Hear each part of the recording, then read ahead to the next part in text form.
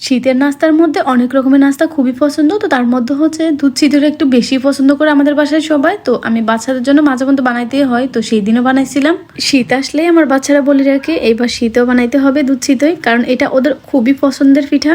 যাই হোক, আজকে আমি কোনো রেসিপি দিচ্ছি না, আজকে জাস্ট একটা আপনাদের সাথে শর্ট ভিডিও শেয়ার করতেছি। এখানে আমি কিভাবে কি করছি আর চিতই পিঠাগুলো ছোট আকারে করে বানাই নিছি। আর এখানে কয়েকটা বানানো হয়েছে, এগুলো একটু বড় সাইজের হয়ে গেছে, তো ভাবলাম যেহেতু বড় হয়ে গেছে তাহলে আরো ছোট করে বানাইতে হবে, একটু মোটা করে। এখানে 1 কেজি দুধ নিছি আর নারকেল দিছি, বাটালি গুড় দিছি আমি এখানে। তো আপনারা অবশ্যই গুড় দিয়ে দিবেন, গুড় দিয়ে দিলে খুবই মজা লাগে খেতে, আর এটা এমনিতে গুড় দিয়েই মজা।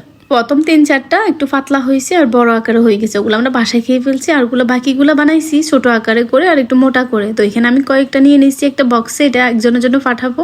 আর এখন একটা আমি খেয়ে দেখাচ্ছি, এতটা জুসি হয়েছে দেখে বোঝা যাচ্ছে আমি যখন বয়স দিচ্ছিলাম আমার তখনও খাইতে ইচ্ছে করছে। আর যদি বানাই অবশ্যই আমি পুরো রেসিপিটা শেয়ার করবো আপনাদের সাথে। আর আজকে এই পর্যন্ত, সবাই ভালো থাকবেন, সবার জন্য দোয়া রইল। আল্লাহ হাফেজ।